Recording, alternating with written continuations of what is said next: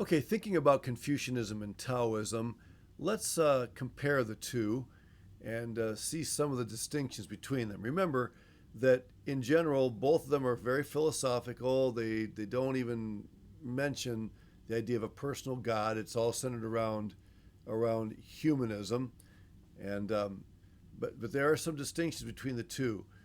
Confucianism believed in cultural sophistication and governmental bureaucracy. What that means is Confucianists were proactive.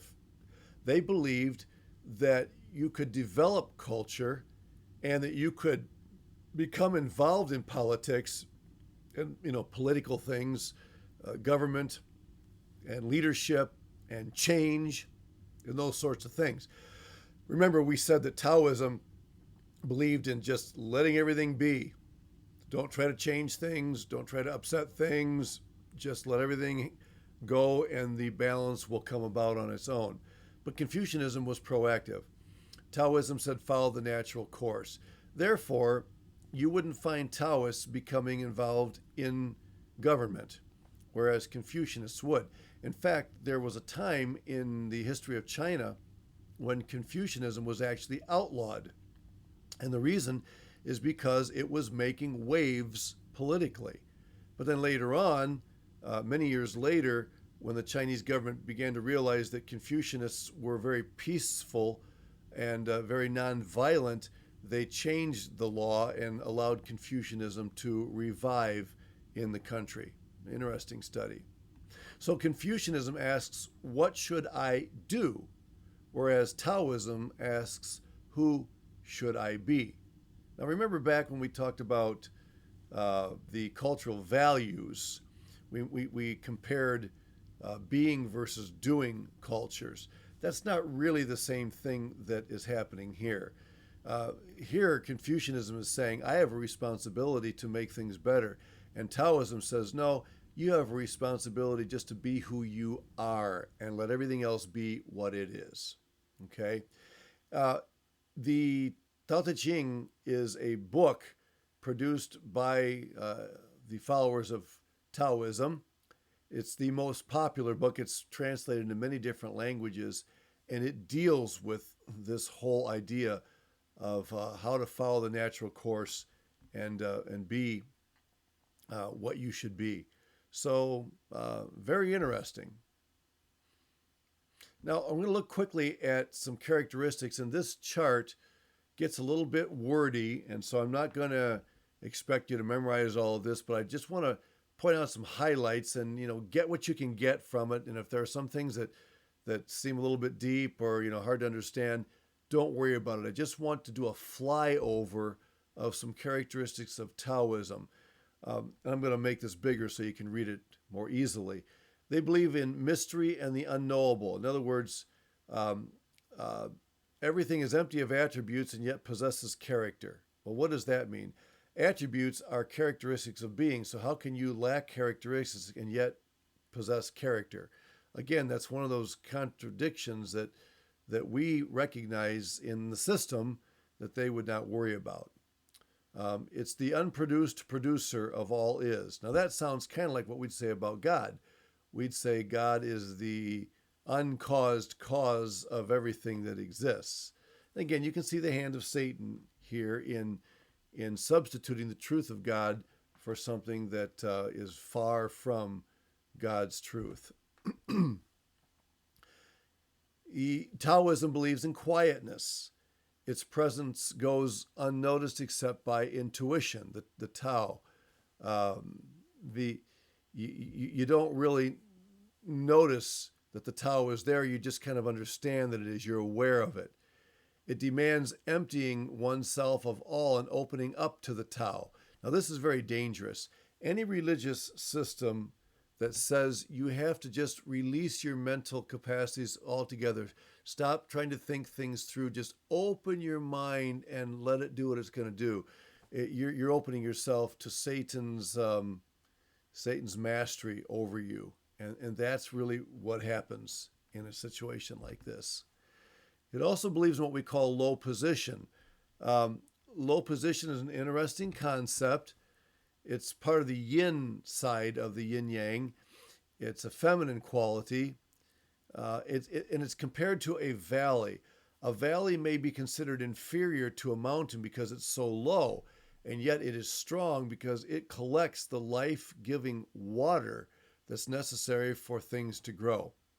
And so, even though it appears to be low and unimportant, in reality, it's very important. Reversion is another concept of Taoism. Everything returns to its original state. And so you yield in order to overcome, because as you yield, you're actually helping to create that balance that will bring everything back to its original state. Accept the way things are and let it be. Simplicity. The Tao cannot be grasped due to its profound simplicity. Simplicity relates to quietness, low position, and reversion. Now, again, you can see the hand of Satan crafting a substitute for God. We say that God is profound, he's infinite, but at the same time, there's a certain sense in which we talk about the unity and even simplicity of God. He is an entire being, okay? Just as man is both simple and complex, we are simple in that we are body, soul, or body, soul, spirit, however you understand dichotomy and trichotomy, but we're also very complex. And so the Tao is profoundly simple, whatever that means, right? And then longevity. Living by the Tao guarantees a long life. Now, again, the Bible says if we live according to God's principles, we'll live full lives. But the Tao says you live by the Tao, and you'll be guaranteed a long life. Stop struggling, stop trying to change things, just relax and go with the flow, and you'll have a long, enjoyable life. Longevity came to be defined in Taoism as eternal life. Contentment. All seek contentment, especially true during China's axial age. Now, there was a period of upheaval and the competing powers in China's history that brought about instability, and so the idea of seeking contentment and doing away with conflict and war and all of that was very attractive. And Taoism taught that if we just relax, everything will settle down and become what it should be. Lao Tzu is one of the leaders in Taoism, probably the most revered of all leaders in the movement, and yet there was a point at the end of his life where he became discontent with the work that he's done. And again, whether he actually lived or not, we don't know. Whether the story is true or not, we don't know, but it doesn't matter. Just like with the case of Buddha, people don't really care so much if he was an actual person, but the legend that teaches what Taoism is wanting to teach is all they need, okay? So Lao Tzu, a leader in early Taoism, became discontent, as the story goes, with his own work, and it drove him to the Western Gate. He wanted to find contentment. He thought he could find it there. He was warned and encouraged by others not to go to that gate. And yet, because he was discontent and he wanted to find contentment, he went there and he passed through the gate. And when he did, he completely disappeared. Nobody ever saw him or heard of him ever again. And that was the end of Lao Tzu. Okay? So I'm just telling you that's the story. And the teaching that comes out of that is if he would have just become content and relaxed, then he could have continued on and experienced true contentment in the final analysis. And then non-being. This is an interesting one. This contrasts with Confucianism. Confucianism seeks for being. It seeks to improve the self and to involve the self in things. Or Taoism says no. And it uses this illustration to try to describe what it's saying. If I have a coffee mug right here on my desk, and if I were to ask you, what's the most important part of this coffee mug, you might say, well, the handle's important because without the handle, you can't pick it up without burning your fingers if you have a hot cup of coffee in there. Most would probably say that the most important part of the coffee cup is the part that holds the coffee. But a Taoist would say, no, neither of those is the most important. The most important part of a coffee mug is the space that's inside. because the whole purpose of the coffee mug is to create space to hold the coffee. And therefore, it is the space that is most important, not the shell around it.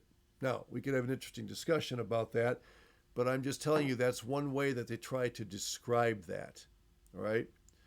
And so the useful part of a pot is its space, not the components that make up the shell of the pot itself. Rather interesting, is it not? And yet that's the way it's viewed. All right.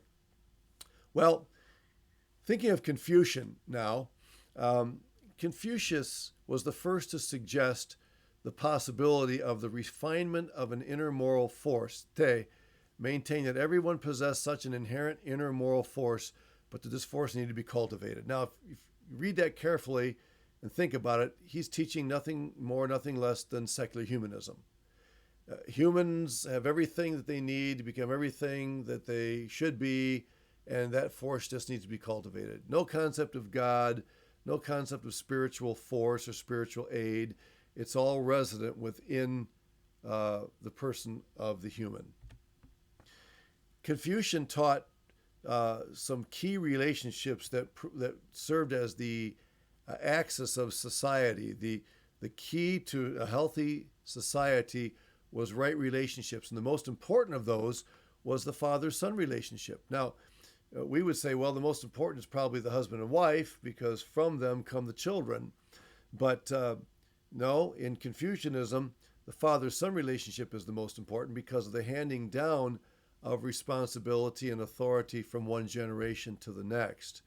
And then there's the older-younger sibling relationship because the older sibling has to teach the younger to follow him, and if something happens to the older sibling, the younger sibling then assumes his role. And third, friend to friend is the third most important relationship in Confucianism. Husband and wife does show up, but not until the fourth level of important relationships. Part of that has to do with the view of women in society on the part of many in that teaching. And then the relationship of ruler to subject is also important, but the father-son relationship, the handing down of responsibility, handing down of the baton from one generation to the next, is extremely important in Confucianist teaching. Of course, the idea is that as the generations succeed one another, they will get better and better and better. Humanity will improve, and Confucianism will be able to make the world a much better place to live. In contrast with Taoism, which says, no, you don't do it by intentional action. You do it by relaxing. Filial piety in Confucianism is a concept that's very important. The Xiao, the respect for parents, grandparents, and ancestors, that's what holds the entire family together. In summary, Taoism represents the relation of human beings and nature. How do we relate to nature? Well, we relate to nature by just letting nature do its thing. We don't try to change things. If a river is flowing in one direction, you don't try to divert the water and get it to flow in a different direction. Let it go. Confucianism, on the other hand, emphasizes the relation of human beings with other human beings. And by relating properly with one another, we can improve society and change the way things are. So there you have it. The yin-yang, the yang being Confucianism, yin being Taoism, different teachings and yet much in common with one another. But again, I hope you can see the subtlety of Satan here in convincing men, especially on the Taoist side, that just relaxing and not worrying about who he is or what he does and letting things be what they want to, what they're going to be, will ultimately bring about what is right. True pacifism. Confucianism, also a work of Satan, saying, no, we're not pacifists, we're activists, but we don't need God because everything that's necessary to make society all that it should be is resident within us. Both very dangerous, both very popular, and both teachings that you and I need to understand, at least on a basic level.